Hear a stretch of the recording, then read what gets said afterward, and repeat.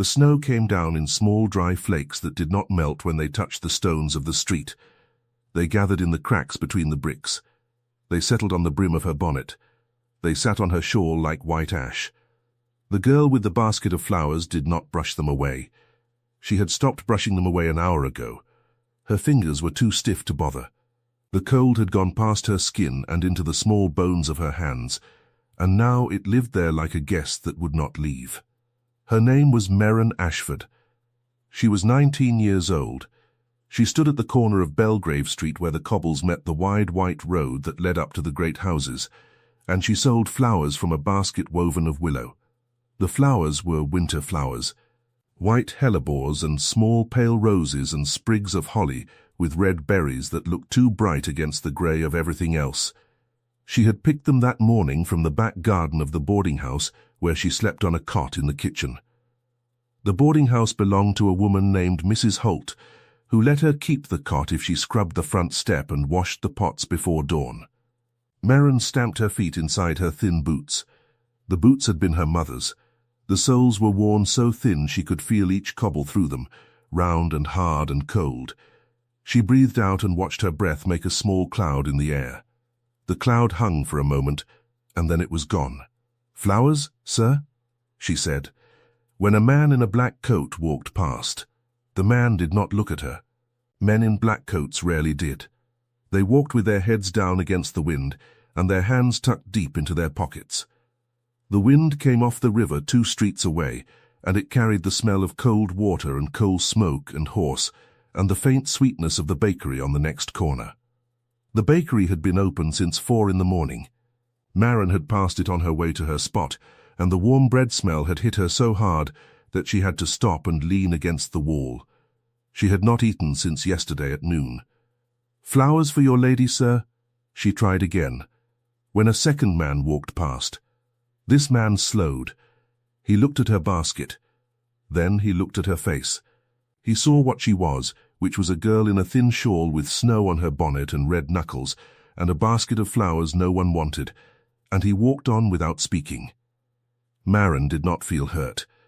She had stopped feeling hurt about it months ago. She had learned that the world was full of men who walked past girls like her, and that this was not because they were cruel. It was because they did not see her. To see her would have required them to do something, and they did not want to do anything, so they did not see her. It was simple. She shifted her weight from one foot to the other. The bell of St. Margaret's tolled the hour somewhere behind her. 11 o'clock. She had been standing here since 7. She had sold 3 small posies. 3 pennies sat in the pocket sewn inside her dress, against her ribs, where no one could cut them out. 3 pennies would buy bread and a small piece of cheese. It would not buy coal. The cot in Mrs. Holt's kitchen would be cold tonight, but the kitchen would be warmer than the street, and Merran had learned to be grateful for small differences. She thought about her father then, the way she sometimes did when the cold got into her bones. He had been a clerk for a wool merchant in the town of Hadley, 20 miles north. He had been a quiet man who read books at night by a single candle and who taught her to read when she was 4. He had taught her sums. He had taught her the names of the stars. He had taught her that a person who could read could never be entirely poor, because the words in books were a kind of country a person could live in when the real country was too hard. Her father had died of fever the winter she turned 17. Her mother had died the spring after. The wool merchant had not kept her on. There had been no money. There had been no relatives. She had walked to London because she had heard that London was big enough to swallow anyone, and she had hoped that being swallowed would be better than being seen too clearly in a small town where everyone knew her name and her shame in the same breath. She had been in London for 2 years now. She had learned things. She had learned that the bakery on Belgrave Street threw out the bread that had gone too hard around 8 in the evening, and that if a person was quick they could get a heel of it before the rats did. She had learned that the night watchman at the corner of Pyle Lane was a soft-hearted man who would not move her on if she sat in the doorway of the closed haberdashery between midnight and dawn. She had learned that flowers sold better in winter than in summer, because in summer flowers were everywhere, and in winter they were a small surprise of color in a grey world. A carriage went by. The wheels made a heavy crunching sound on the packed snow. 4 horses, their breath rising in great white plumes. The carriage was lacquered black, and the door bore a crest she did not recognize. A footman stood on the back, his face raw with cold, his gloved hands gripping the rail. He did not look at her either. Maren watched the carriage pass. She did not envy it. She had learned not to envy. Envy was a fire that ate a person from inside and left nothing.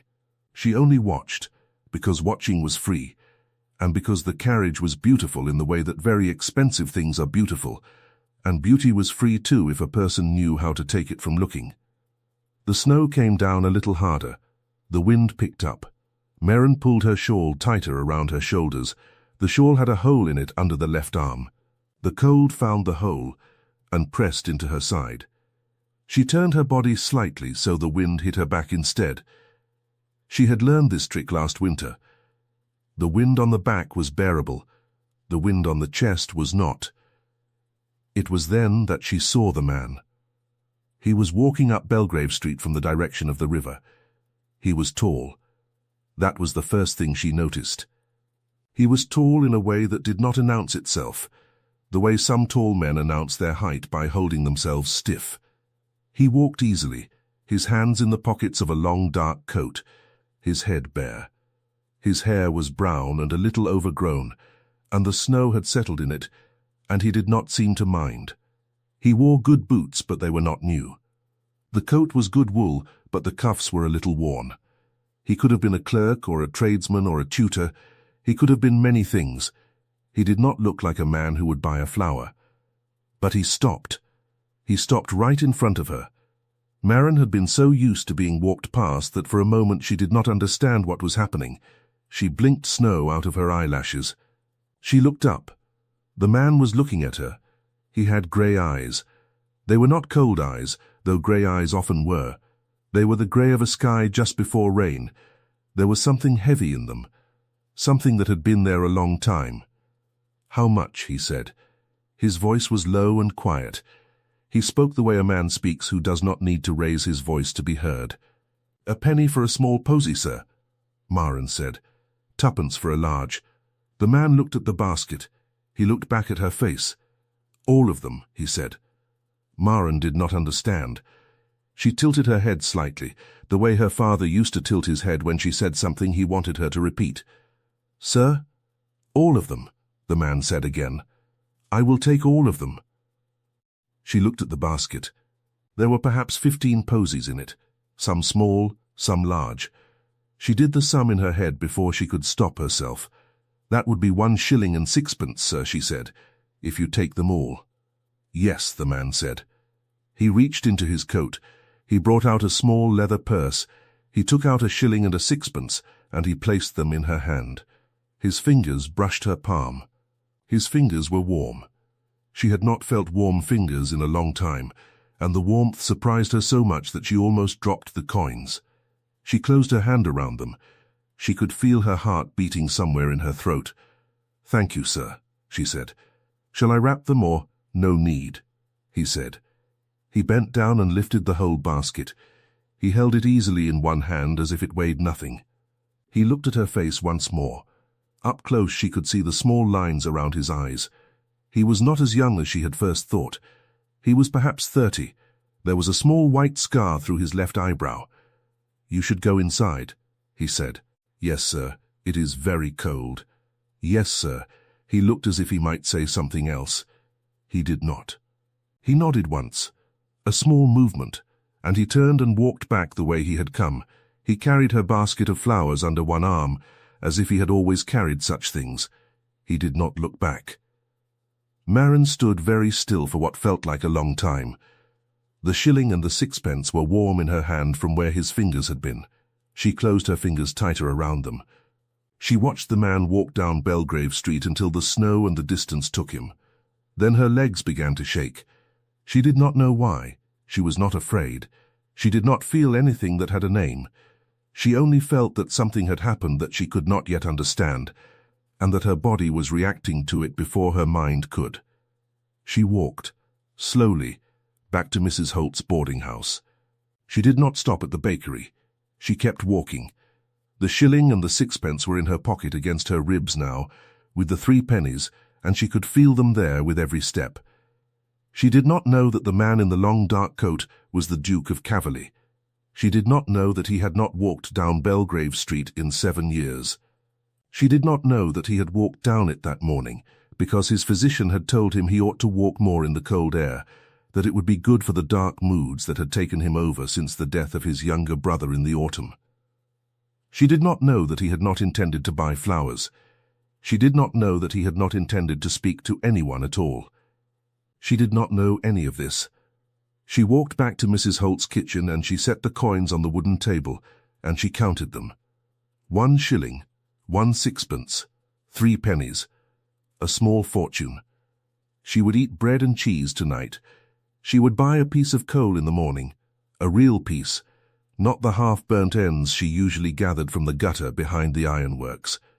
She might even buy a needle and a small length of thread and mend the hole in her shawl. She did not weep. She had not wept in a long time.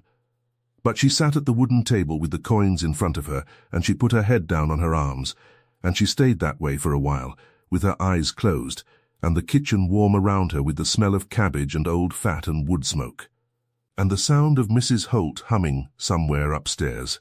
The Duke of Caverley walked back to the house on Grosvenor Square, with the basket of flowers under his arm. He did not know why he had taken them. He had not wanted flowers. He still did not want flowers. They sat in the basket against his side, and he could smell the faint cold smell of them and the sharper smell of the holly berries. And he walked without thinking about where he was going. He thought about the girl. He thought about how thin her wrists had been. He thought about the way she had said twopence for a large without any hope in her voice, as if she had been saying the words for so long that they no longer meant anything to her. He thought about her boots. He had not meant to look at her boots. They had been so thin he could see the shape of her toes through the leather. He did not know her name. He had not asked. He realized this with a small frown as he climbed the steps of his house. He had bought every flower she had, and he had not asked her name. A footman opened the door. The footman did not blink at the basket of winter flowers in his master's arm. The footman had been trained not to blink at anything. "Your Grace," the footman said. "Have these put in water," the Duke said, handing over the basket. "All of them, in the green drawing-room." "Yes, Your Grace." The Duke went up the wide staircase to his study. He sat down at his desk. He did not pick up the letter he had been writing that morning. He sat in the chair and he looked at the fire, and he thought about a girl with snow on her bonnet, who had not asked him for anything. She had only sold him what she had to sell. She had said thank you, sir, with the same steady voice she would have used to say it to any man who handed her a coin. He sat there for a long time. The fire burned down. A footman came in to add coal. The footman left. The Duke did not move. It was 3 days before Maren Ashford saw the man again. She had not expected to see him. She had told herself in the small bed in Mrs. Holt's kitchen that he had been a kindness of the kind that happened once in a life and not again. She had told herself to be grateful for the kindness and to put it away. She had bought bread and cheese and coal. She had mended the hole in her shawl with a needle borrowed from Mrs. Holt and a length of grey thread. She had eaten a piece of beef on the second night, a small piece but real beef, fried in fat. She had slept better than she had slept in a month. On the 3rd morning she had gone out again with a new basket of flowers. She had walked to a different corner, 2 streets away from Belgrave. She did not know why she walked to a different corner. She told herself it was because the foot traffic was better on Wickham Lane in the mornings. It was not entirely true. She did not want to stand on Belgrave and wait for him not to come. She was on Wickham Lane then when she saw him. He was walking toward her from the south. He wore the same long dark coat. His hands were in his pockets. He saw her before she saw him. By the time she looked up, he was already 3 steps away. "Good morning," he said. Maren's hand tightened on the handle of the basket. "Good morning, sir." He stopped. He looked at the basket. There were perhaps a dozen posies in it today. Small ones. The hellebores had not yet opened in the back garden, and she had only had the holly and a few pale roses. "I will take them," he said. "All of them, sir?" "All of them." She did the sum again. 12 small posies. "A shilling," she told him. He took out the coins and placed them in her hand. His fingers were warm again. She tried not to notice this time. She did not entirely succeed. He lifted the basket. "You should not stand out in this weather," he said. "I have to, sir, yes," he said. "I suppose you do." He looked at her face. He seemed about to say something. He did not. "Good day," he said. "Good day, sir." He walked away with the basket. Maren stood on Wickham Lane for the rest of the morning with no basket and no flowers, and a shilling in her pocket, and she did not know what to do with herself. She had never sold all her flowers in a single transaction before. She had certainly never sold them in 3 minutes. She walked back to Mrs. Holt's. She picked the last of the hellebores from the back garden. There were not many. She wove a small new basket. She went back out. It became a thing. He came on the 4th day, and the 5th, and the 7th. He did not come on the 6th. She had stood on Wickham Lane all morning on the 6th day, and she had told herself she was not waiting, and she had been waiting, and he had not come, and when she had walked back to the boarding-house, she had sat on her cot, with her hands in her lap, and she had felt a feeling she did not have a name for. The feeling went away when she made herself work. On the 7th day, he came again. He bought the basket. He did not ask her name. She did not give it. On the 10th day, she gave it to him anyway. "My name is Maren, sir," she said, when he had given her the coins. "Maren Ashford." He stopped. He looked at her. The grey of his eyes was the grey of a deep pool of water. "Maren," he said. He said it carefully, like he was holding something that might break. "Yes, sir, it is a good name." "Thank you, sir." He did not give her his name. He lifted the basket. He looked at her for a moment longer than usual. "Stay warm, Maren Ashford," he said. He walked away. That night Maren lay on her cot in Mrs. Holt's kitchen, and she said his words over to herself in her head. "Stay warm, Maren Ashford. Stay warm." She did not know why the words mattered. They mattered. She did not know who he was. She had not asked. Mrs. Holt would have told her perhaps. Mrs. Holt knew things about everyone. Mrs. Holt had spent 40 years in London listening to people talk in her kitchen. But Maren did not ask Mrs. Holt. She did not want to know. As long as she did not know, the man was only the man who bought her flowers. He was not anything else. He could not become anything else if she did not know what he could become. The cruelty came on the 12th day. Maren had walked to Wickham Lane in a grey dawn. The snow had stopped, and the streets were the colour of old iron. She had a basket of small posies. She set up at her usual corner. She had been there perhaps an hour when a carriage stopped on the far side of the road. 3 women got out. They were going into the milliner's shop. Maren did not pay attention to them at first. Then one of them looked at her, and looked again, and crossed the road. The woman who crossed was perhaps 25. She had a face that had once been pretty and was now sharp. She wore a deep blue cloak trimmed with fur and a bonnet with green ribbons. Her 2 companions stayed near the carriage and watched. She stopped in front of Maren. She looked at the basket. She looked at Maren's boots. She looked at Maren's face. She smiled. "You are the one, then," the woman said. "I beg your pardon, ma'am. You are the flower girl, the one he buys from." Maren did not understand. She did not answer. "Don't be coy with me," the woman said. The smile stayed. "Every servant in 3 houses is talking about it. The Duke of Cavalry walks out at the same hour every morning and comes back with a basket of dead winter weeds. He does not bring them back for the house. He has them put in his own study. His own study, do you understand? A man like that. With a girl like you." The word Duke went through Maren like a thrown stone. She did not move. She did not let her face change. Her father had taught her that. When something hits you, he had said once, do not let them see it land. Let it land somewhere they cannot see. I do not know what you mean, ma'am, she said. The woman laughed. Of course you do. Listen to me, you grubby little thing. He is bored. He lost his brother in the autumn and his physician told him to walk. And he walked. And he found you. You are a winter amusement. A small warm thing he picked up off the street because the snow is pretty and you have an interesting face. When the spring comes, he will not see you. He will not remember your name. And if you have built any small foolish hope on the kindness of a great man who has nothing better to do at 11 in the morning, then I tell you now, for your own good, that you are a fool, and the world breaks fools like sticks. The words went into Maren one after another like small hard stones.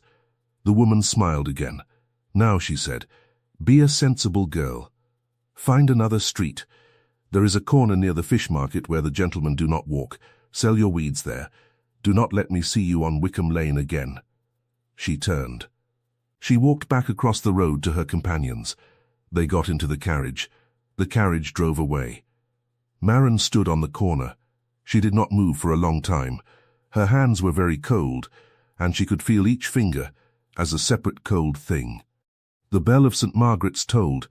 She did not count the strokes. The Duke of Cavalry. She said the words in her head. They were heavy words. They did not fit the man who had warm fingers and a worn coat and grey eyes, and who had said, "Stay warm," Maren Ashford, as if it were something he meant. But of course it fit. Of course it did. She thought of the lacquered black carriages on Belgrave Street. She thought of the crest she had not recognized.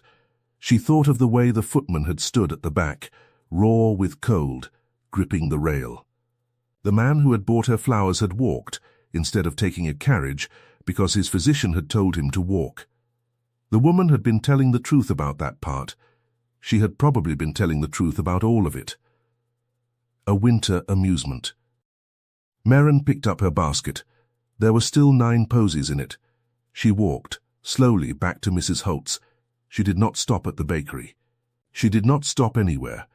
She walked through the grey iron-coloured streets, and she did not let her face change, in case anyone was watching, because her father had taught her not to let things land where people could see. The man came to Wickham Lane the next morning. Maren was not there. He stood at the corner for a long time. The snow had started again. He looked up and down the lane. He went into the shop on the corner, a small shop that sold buttons and tape and pins, and he asked the woman behind the counter if she had seen the flower girl that morning. The woman behind the counter said no, she had not. The flower girl had not come. Perhaps she was ill. The man thanked her. He paid her, for no reason she could see, a 6 for her trouble. He walked back to Grosvenor Square. He did not feel the cold. He had stopped feeling the cold somewhere around the moment he had not found her at the corner. In his study he sat for 2 hours, and he did not write the letter he had been meaning to write. He looked at the small bowl of white hellebores on his desk. They had begun to brown at the edges. He had not had the heart to throw them out. They were the ones from the morning he had asked her name. Maren, he said it once in his head, the way he had said it aloud to her. Maren. He stood up. He rang the bell. The footman came. "Send for Mr. Coyne," the Duke said. Mr. Coyne was the Duke's man of business. He arrived within the hour. He was a small, dry man with a clean coat and clean hands and a steady voice. "Your Grace." "Mr. Coyne, there is a flower seller, a young woman. She has stood at the corner of Wickham Lane each morning for the last 2 weeks. I should like to know where she lives." Mr. Coyne did not blink. "Yes, Your Grace." "Quietly, Mr. Coyne. Of course, Your Grace. I do not wish her frightened." "No, Your Grace." Mr. Coyne went out. He came back the next afternoon. He had a small piece of paper. On the paper was written, "Mrs. Holt's boarding house, Pyle Lane, near St. Margaret's. The girl is Maren Ashford, 19, of Hadley, daughter of a deceased wool merchant's clerk. She has been in London 2 years. She is unmarried, has no protector, and is by all accounts quiet, honest, and well-behaved." The Duke read the paper twice. "Thank you, Mr. Coyne, Your Grace." The Duke folded the paper and put it inside his coat. He did not go to Pyle Lane. He did not send anyone to Pyle Lane. He sat in his study for the rest of the day. That evening, when the Duke had gone out to a dinner he did not want to attend, his housekeeper, a quiet woman named Mrs. Pinder, was making her rounds of the house. She came to the green drawing room. The fire was low. A girl of about 11 was sweeping out the grate. She was thin. She was new. Mrs. Pinder did not recognize her. "You there, Mrs. Pinder said. "What is your name?" "Annie." "Ma'am." "How long have you been here, Annie?" "4 days, ma'am." "Who hired you?" "His Grace, ma'am." "His Grace?" "Yes, ma'am. Himself he came down to the kitchen door 3 days ago, and he asked cook if there was work for me. He had met me at the back door. I had come asking. My mother is ill. He did not say anything. He only nodded, and then cook said I could stay. They are paying me 3 shillings a week, ma'am, and a bed, and food." Mrs. Pinder looked at the girl for a long moment. "Does His Grace know your mother is ill?" "He never asked, ma'am. I never said. He just looked at me at the door, and he said, 'Can you sweep?' And I said, 'Yes, sir,' and he said, 'Then you can sweep here,' and that was all." Mrs. Pinder nodded. She left the drawing room. She did not tell anyone about the conversation. She had been in the Duke's service for 15 years. She had learned that there were things he did that he did not want spoken of, and that the small things he did quietly were the things he did most often. On Pile Lane, Marin had not gone out to sell flowers that morning either. She had told Mrs. Holt she was unwell. It was not entirely a lie. Something in her was unwell. She did not have a name for it. She had lain on her cot all morning, and she had stared at the ceiling beams. The ceiling beams were rough wood. They had been there since before she was born. They would be there after she was dead. There was a comfort in that. The world did not care about her one way or another. The world had not changed. Only she had thought, for 10 days, that it might. In the afternoon, Mrs. Holt came down with a bowl of broth. Mrs. Holt was a wide woman with a kind face and small, sharp eyes. She set the bowl on the table. "Drink it, girl. Thank you, Mrs. Holt." Mrs. Holt watched her drink. The broth was hot. It tasted of onion and a little fat. Marin drank it slowly. "There has been a man," Mrs. Holt said. Marin stopped drinking. "What kind of man, Mrs. Holt?" "A respectable man. A clerk. By his coat. He came this morning. He asked about you. Your name. Where you came from. Whether you had family." Marin set the bowl down very carefully. "What did you tell him, Mrs. Holt? What was true? You are Marin Ashford of Hadley. Your father was a clerk. Your mother is dead. You have no one. You are a quiet girl, and you pay your halfpenny for the cot every week without fail." "Mrs. Holt, I asked him who he was. He said he was a man of business. He said his employer was a gentleman of standing. He said his employer wished you no harm. He gave me a half-crown, girl, for my trouble. A half-crown." Mrs. Holt set a heavy silver coin on the table next to the bowl of broth. "That coin is yours," Mrs. Holt said. "I will not take it. I do not know what is happening in your life, Marin Ashford, and I do not need to know. But a man who pays a half-crown to ask a girl's name is not a man who is going to forget her. Whatever he wants it serious." Marin stared at the half-crown. The woman in the blue cloak had said spring. She had said when the spring comes he will not see you. She had said a winter amusement. But a winter amusement did not send a clerk to ask a girl's name. A winter amusement did not pay a half-crown. Marin did not know what to do with this thought. She set it aside. She drank the rest of the broth. She did not go back to Wickham Lane. She went the next morning to a corner near the fish market, as the woman in the blue cloak had told her to. The corner near the fish market smelled of cold fish and salt and old wood. The men who passed there had hands that were red and cracked, and they did not look like men who bought flowers. She sold 2 posies in 4 hours. She walked home in the grey afternoon. She turned onto Pile Lane. A carriage stood at the door of Mrs. Holt's boarding house. A lacquered black carriage with 4 horses. The crest on the door was the crest she had not recognized on Belgrave Street. The footman stood at the back. He had a red raw face. The Duke stepped out of the carriage as she walked up.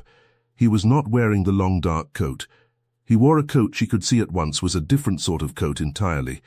It was black and fitted, and it had silver at the cuffs. He wore a high collar. His hat was in his hand.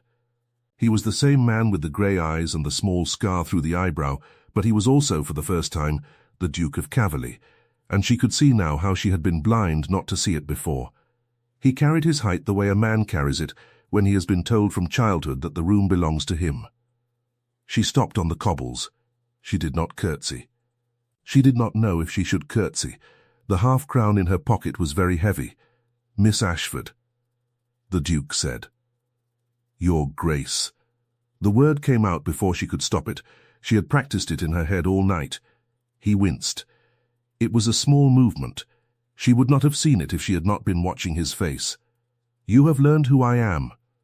"Yes, Your Grace." "How?" "A woman told me. In a blue cloak.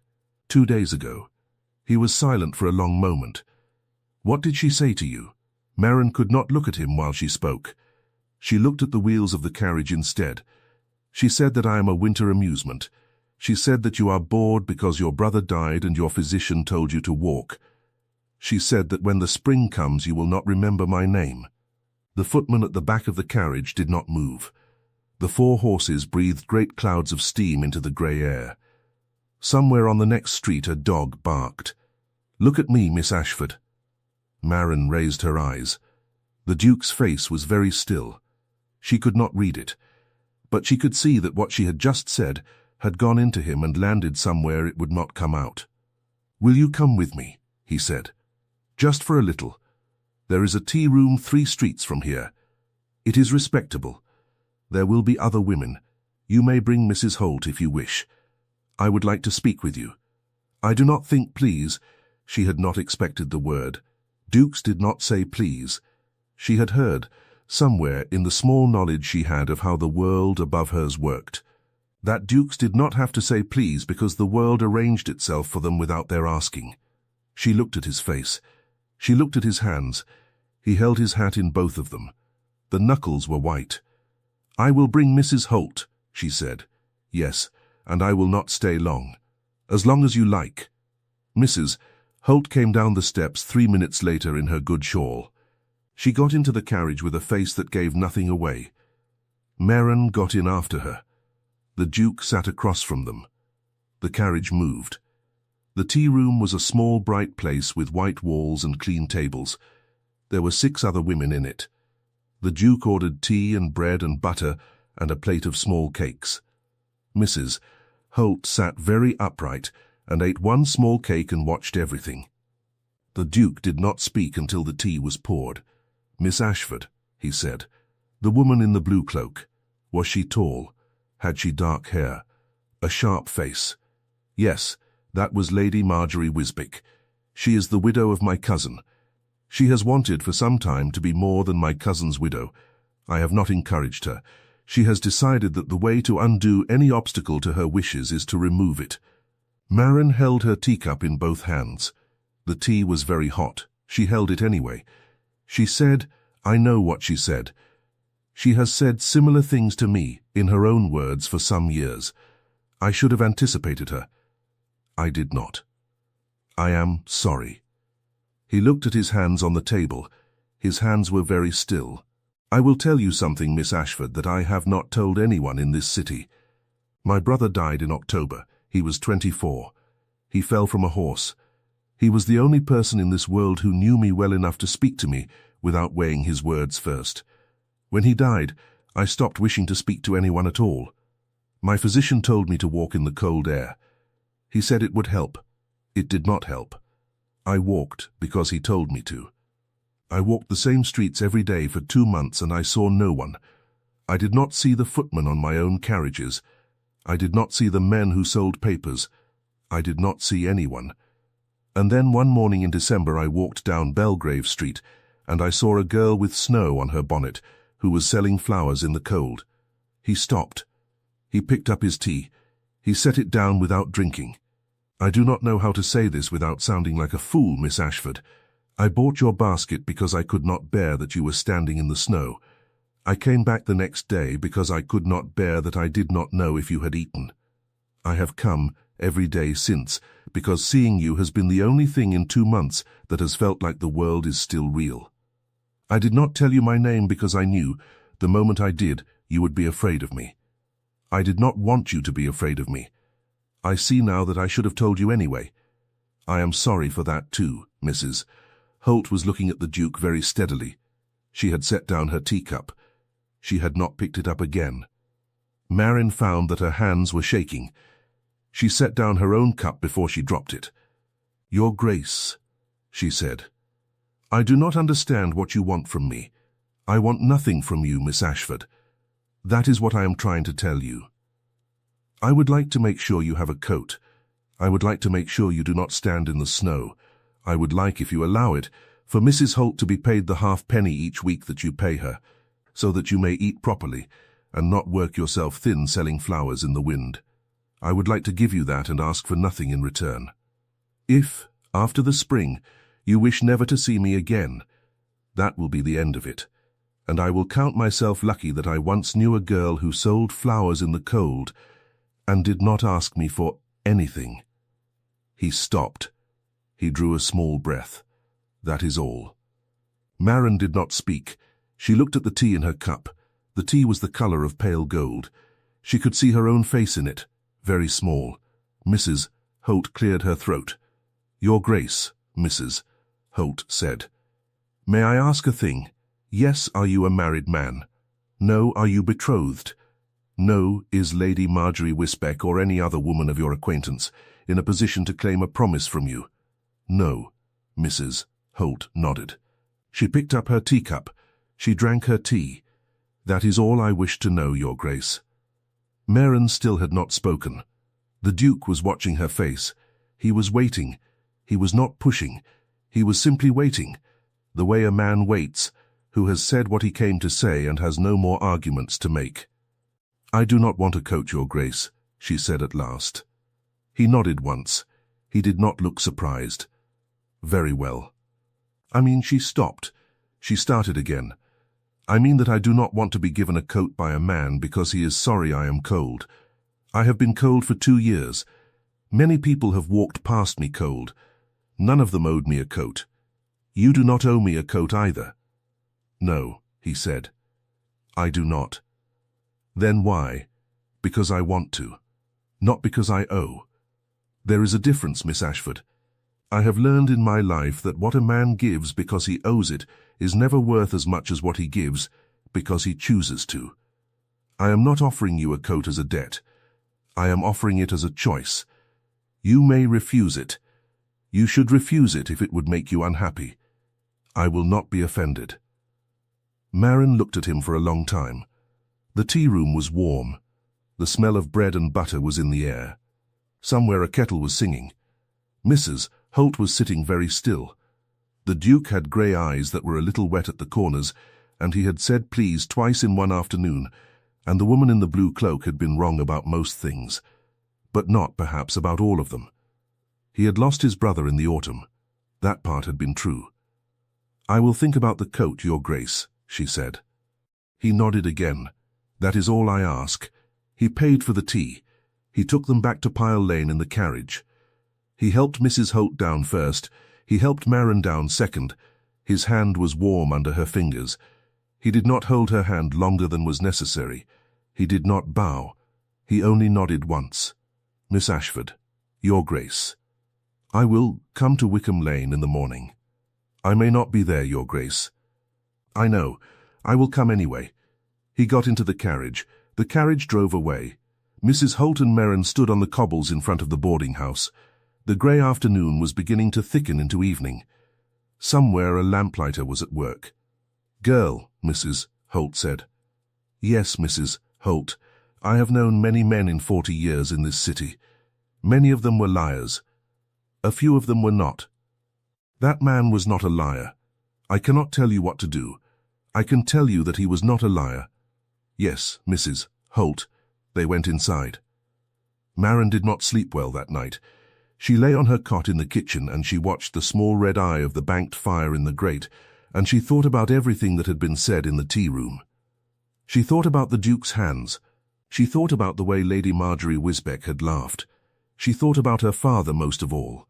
Her father had loved her mother. Her mother had been a seamstress's daughter and her father had been a clerk, and his family had not approved of the match, but he had married her anyway, and they had been poor and happy, and he had taught her to read by candlelight. He had once told her, when she was small, that the world was full of two kinds of people. There were people who looked at you and saw what they wanted, and there were people who looked at you and saw what you were. He had said that most people were the first kind. He had said that the second kind were rare, and that when you found one, you held on, because you would not find many in a life. She thought, in the dark, that the Duke had looked at her on Belgrave Street, and he had seen what she was. He had seen a girl who was cold and who needed bread. He had not seen what he wanted. He had seen what she was, and he had bought her flowers, and he had come back the next day, not because she was beautiful, but because he was afraid she was hungry. She thought about the 11-year-old maid called Annie. She did not yet know about Annie.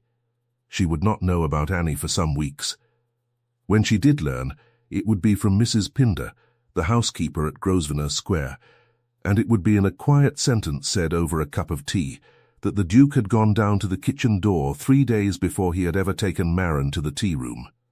And he had hired a child off the street because she had a sick mother, and he had not been able to walk past her. He had not told anyone. He would not have told Marin.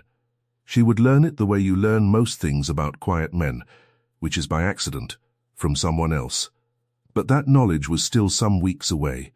On the night after the tea-room, Marin only knew that she was lying on a cot in a kitchen in London, and that a duke had told her that he wanted nothing from her, and that he had said please, and that she did not know whether to believe him, but she wanted to, and the wanting was a thing she had not let herself feel in a long time, and the wanting frightened her more than the cold ever had. In the morning she went to Wickham Lane. She did not take a basket of flowers. The hellebores had all been picked. The roses were gone. She had nothing to sell. She walked because she had told him she might not be there, and she did not want it to be true. He was already at the corner when she arrived. He had no carriage. He wore the long dark coat again, not the fine one. He was simply standing in the snow with his hands in his pockets, looking down Wickham Lane in the direction she usually came from. He saw her. He did not move toward her. He waited. She walked the last 20 steps. The snow crunched under her thin boots. Her breath made a small cloud in the air. She stopped in front of him. "I have no flowers today, Your Grace." "I did not come for flowers." "I know." "What did you come for, Miss Ashford?" She thought about it.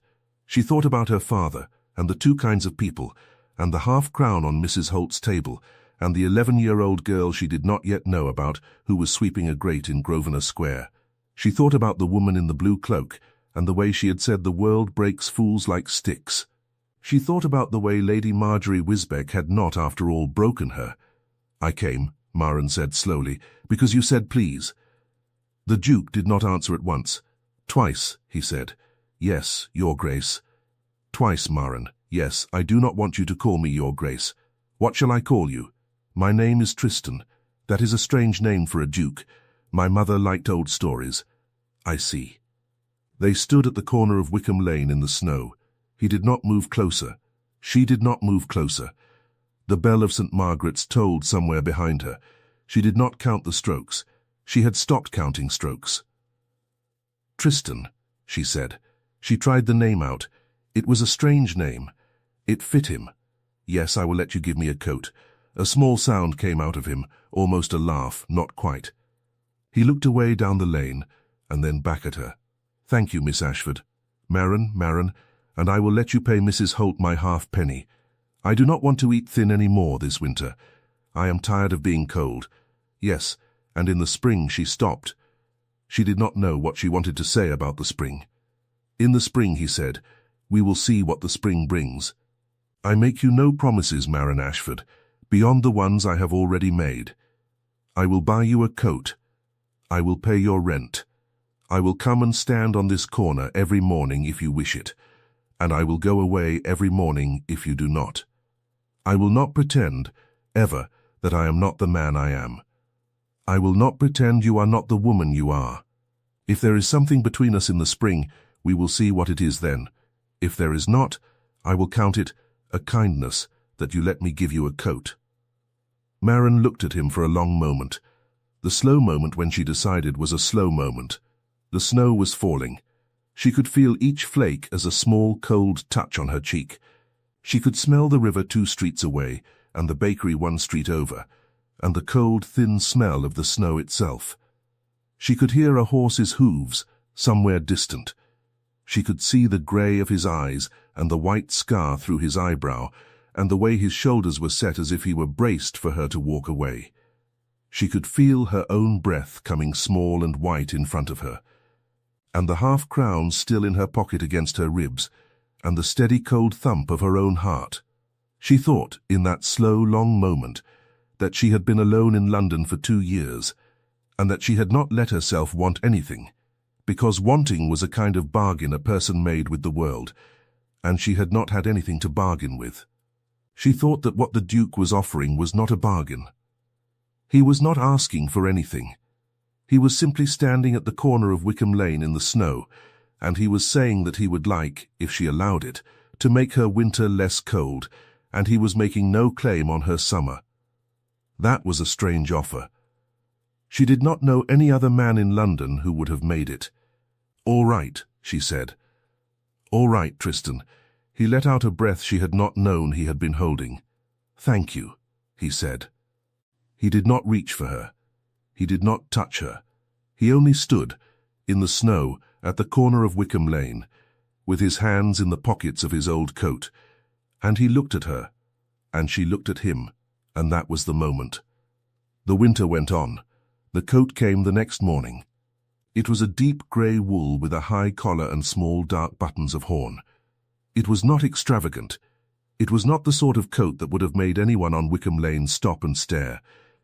It was simply a good warm coat, made for a woman of her height, and when she put it on for the first time in Mrs. Holt's kitchen, the warmth went into her shoulders and down her back, and she felt, for a long moment, that she could not breathe properly. She had not been truly warm in a long time. The body forgets what warm is. The body has to learn it again. Mrs. Holt looked at her in the coat and nodded once. Mrs. Holt was not a woman of many words. The nod was enough. The Duke came each morning, not to Wickham Lane any more. He came to Pyle Lane. He stood in the small front parlour that Mrs. Holt usually kept shut. Mrs. Holt opened it for him. She lit a fire in it. She let him sit there with Maren, with the door propped open, and she came in every 20 minutes with a fresh pot of tea or a question about the fire. Mrs. Holt did not believe in unwatched parlours. The Duke did not seem to mind being watched. They talked. They talked the way 2 people talk who have a great deal to learn about each other and who are not in a hurry. He told her about his brother. He told her about the estate in the country. He told her about a horse he had loved as a boy. She told him about her father and the wool merchant in Hadley, and the small house with the candle and the books. She told him about the walk to London. She did not tell him everything about the walk to London. There were things she did not tell anyone. He did not press her.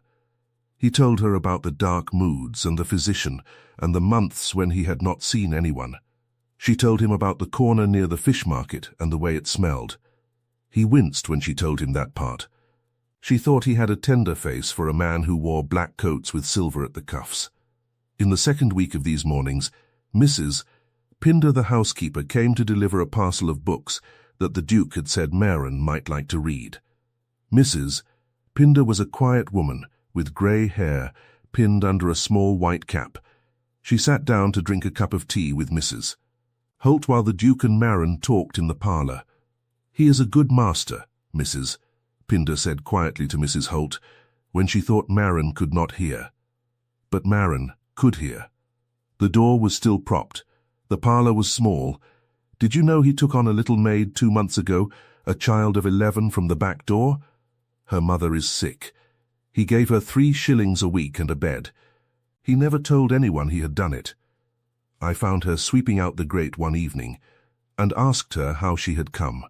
The child said he had hired her without a word. He paid for a physician for the mother as well. He has done such things for years. He has never spoken of any of them. I would not have told you, Mrs. Holt, except that I have a feeling you understand the value of such things. I do, Mrs. Holt said. Yes, Mrs. Pinder said. I thought you did. Merrin sat in the parlour and looked at the Duke. He was looking at the fire. He had not heard the conversation in the kitchen. He was telling her about a book he had read as a boy, something about an island and a shipwreck, and his face was easier than she had ever seen it. He did not know that she had just learned about the 11-year-old maid. He would not know for a long time that she knew. She did not tell him. She held it inside her, like a small warm coin she could press against her ribs at night, and she thought, this is the kind of man my father meant. This is the second kind. The spring came late that year. There was snow on the daffodils in March, but by April the snow had gone, and the gardens in Grosvenor Square were full of green, and the air smelled of wet earth and new leaves instead of coal and cold. In April the Duke asked Merrin to walk with him in Hyde Park. She agreed. Mrs. Holt came as a chaperone in a new bonnet the Duke had bought her, which Mrs. Holt pretended not to like, and clearly liked very much. They walked along the wide gravel paths. The ducks were back on the water. The trees had small bright leaves the colour of new peas. Lady Marjorie Wisbeck was in the park that afternoon. She saw them from a distance. She came toward them. Her face was bright and sharp. Mrs. Holt saw her coming and made a small sound in her throat, but Merrin put a hand on Mrs. Holt's arm. "It is all right, Mrs. Holt, girl. It is all right." Lady Marjorie stopped in front of them. She looked at Merrin in the grey wool coat with the horn buttons, and the new straw bonnet with the dark green ribbon, and the gloves on her hands, and the Duke at her side, and she smiled the same sharp smile she had smiled on Wickham Lane in December. "My dear cousin," Lady Marjorie said to the Duke, "what a pretty creature you have made of your little flower girl. I almost did not know her." The Duke did not answer. He looked at Lady Marjorie in a way that was not warm. Merrin looked at Lady Marjorie too. She did not feel afraid. She found, with a small surprise, that she did not feel anything much. Lady Marjorie was a woman in a green velvet bonnet who had once said things in a cold street that had cut a girl with cold hands.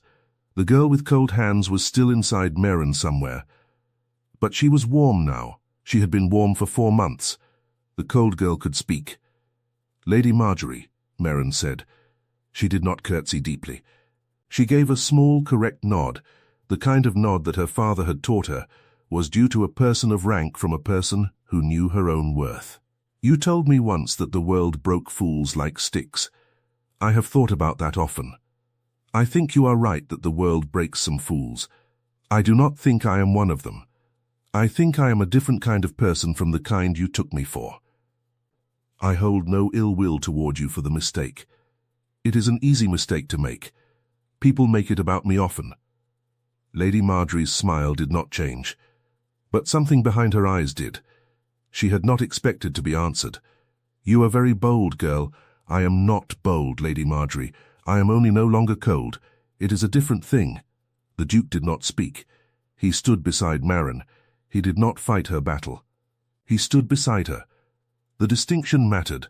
Lady Marjorie looked at the Duke. She waited for him to soften the moment, to apologize for the girl, to explain her away. He did not. He did not look at Lady Marjorie at all. He looked at the lake. "Good afternoon, cousin," Lady Marjorie said. "Good afternoon, Marjorie." She walked on. Mrs. Holt let out a long breath. "Well," said Mrs. Holt. The Duke turned to Merrin. There was something in his face she had not seen before. It was not a soft thing. It was a settled thing. It was the face of a man who had decided something. "Merrin," he said. "Yes, will you walk on with me?" "Just a little way." "Yes." They walked. Mrs. Holt followed at a small distance, looking at the ducks on the water, as if the ducks were the most interesting thing she had ever seen. The Duke and Merrin walked under a stand of young elms. The leaves above them were so new they looked yellow against the sky. The path was empty. He stopped. She stopped. He looked at her. He did not reach for her. He did not kneel. He did not give a speech. "I would like, if you will have me, to marry you," he said. "I do not ask now. I ask in a month, or a year, or whenever you say you are ready, or never if you say never. I want you to know only that I am asking, so that you are not in any doubt as to what I want, in case anyone ever again tells you that you are a winter amusement. You are not. You have never been. I am asking you to be my wife. I will wait as long as you need. I will not change my mind." Merrin stood very still. The slow moment when she answered was a slow moment. She could feel the new spring air on her face, and the warmth of the coat that she did not, in April, strictly need any more, but that she still wore because she liked the weight of it. She could smell the wet earth and the river, and the faint green smell of the elm leaves above her. She could hear Mrs. Holt's careful footsteps on the gravel some yards back. She could see the grey of his eyes and the small white scar through his eyebrow, and the way his hands were at his sides, open, not gripping anything, not even his hat. She thought, in that slow long moment, that she had stood in the snow on Belgrave Street 4 months ago and a man had stopped in front of her and bought every flower in her basket. She had not known who he was. He had not known who she was. He had only seen a girl in the cold, and she had only seen a man with warm fingers, and from that small seeing the whole shape of a life had grown. She thought of the 11-year-old maid called Annie, sweeping the grate in the green drawing-room. He had not told her. He would never tell her. Mrs. Pinder had told her that was the kind of man he was. She thought that her father had been right about the two kinds of people, and that she had found her one rare person, and that her father, somewhere, was perhaps not unhappy. "Yes," she said, "I will. I will, Tristan." He did not move for a long moment. Then he reached out, slowly, the way a man reaches for something he is afraid will fly away, and he took her gloved hand in his, and he held it. That was all.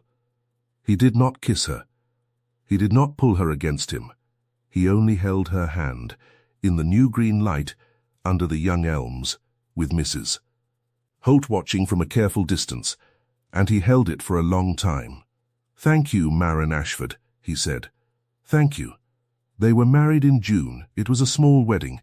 The Duke had wanted small. Marin had wanted small. They were married in the chapel at the estate in the country, with Mrs. Holt and Mrs. Pinder and Mr. Coyne and a few of the Duke's old friends. And one 11-year-old maid called Annie, who had come down on the train with her mother, who was much recovered, and who sat in the second pew and cried a little at the end. The Duke had asked Annie's mother to come. He had not told Marin that he had asked. Marin had found out at the chapel door. She had only smiled and said nothing. The night after the wedding they walked together in the gardens. The roses were in bloom. The air smelled of warm grass and the small white flowers that grew along the wall. Somewhere a thrush was singing. The Duke stopped at a low wooden bench under an apple tree. He did not sit down. He looked at his wife. "Marin, yes, I have been thinking about Belgrave Street. Yes, I do not know who I would be," he said, "if I had walked down a different street that morning. I do not know who I would be either. I should like, sometimes, to walk down it again. With you. Not soon. In the winter, perhaps, with you in your good coat. Just to walk down it. I should like that too." She put her hand in his. It was not gloved this time. His hand was warm. Her hand was warm too. That winter they did walk down Belgrave Street. There was snow. The bakery still smelled of bread. The bell of St. Margaret's still tolled. A new girl stood at the corner where Marin had stood. She had a basket of winter flowers. She had thin boots. The Duke and Duchess of Caverley bought all her flowers. They paid her a half-crown. They did not stop to talk. They did not need to. The Duke gave the basket to the footman to put in the carriage, and they walked the rest of the way down Belgrave Street arm in arm, with the snow falling on the brim of the Duchess's bonnet, and the Duke, who had once been a man who could not bear to speak to anyone, looked at his wife with grey eyes that were the grey of a sky just before rain, and he was not, any longer, a man with a heavy gaze. He was only, now, a man walking down a street with his wife.